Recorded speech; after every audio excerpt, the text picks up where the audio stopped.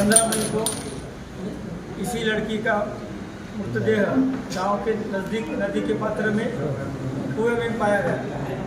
इसके चलते माननीय जिला पुलिस अधीक्षक सर ने स्पॉट पे विजिट किया था।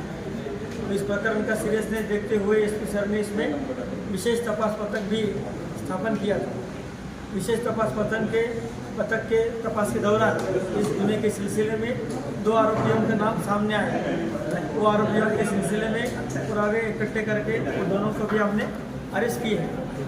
इसमें ऐसा देखा गया है कि ये फिरियादी आरोपी इनके मकान एक दूसरे को लग के है।